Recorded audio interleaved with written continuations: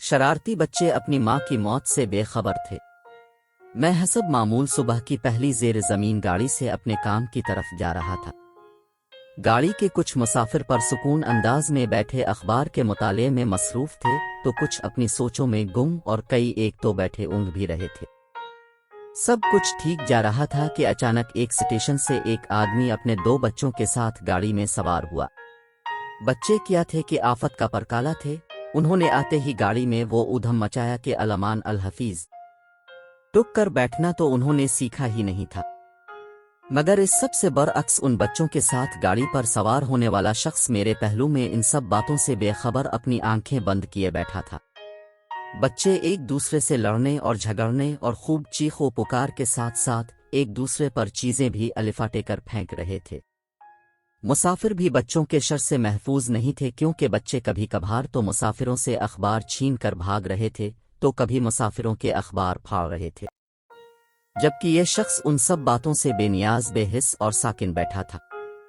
مجھے یقین نہیں آ رہا تھا کہ اس دنیا میں کوئی شخص اتنا بھی احساس سے عاری اور اس قدر گھٹیا ہو سکتا ہے کہ بچوں کو ادھم مچانے کی کھلی چھٹی دے کر بیٹھ جائے۔ میرا صبر جواب دے گیا۔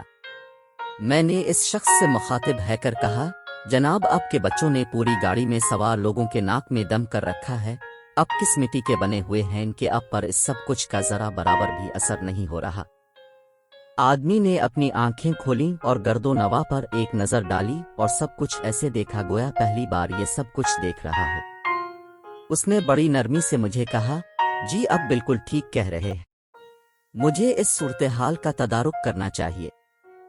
ہم لوگ ابھی ابھی ایک ہسپتال سے آ رہے ہیں جہاں گھنٹہ بھر پہلے ان بچوں کی ماں کا انتقال ہو گیا ہے۔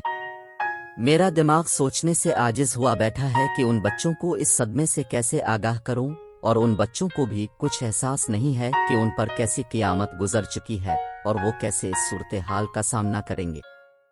کوفی کہتا ہے کہ اب خود اندازہ کیجئے یہ سب کچھ سن کر میرا کیا حال ہوا ہوگا۔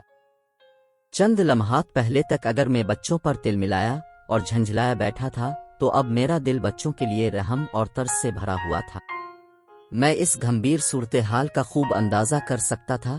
دل تھا کہ رونے کو آ رہا تھا، مگر میں نے جس انداز سے اس آدمی سے بات کی تھی اس پر خجالت بھی اپنی جگہ پر تھی۔ آخر میں نے ہمت کر کے اس سے پوچھ ہی لیا تو گویا گھنٹہ بھر پہلے آپ کی گھر والی کا انتقال ہو گیا ہے۔ مجھے یہ سب جان کر بہت صدمہ ہوا ہے۔ کیا میں آپ کی کوئی مدد کر سکتا ہوں؟ جی یہ قصہ بس اتنا سا ہی تھا جو ختم ہو گیا ہے، مگر اس قصے کو سن کر جو محسوسات پیدا ہوتے ہیں وہ کچھ یوں ہیں کہ ہمارے عجلت میں کیے ہوئے فیصلے اکثر و بیشتر بدگمانی اور بدظنی پر مبنی ہوتے ہیں، جو صحیح اسباب جاننے کے بعد ہمارے لیے ندامت اور پشیمانی کا باعث بنتے ہیں۔ گویا ہم کئی بار دوسروں پر ظلم کر کے اپنے آپ پر ظلم کر رہے ہوتے ہیں۔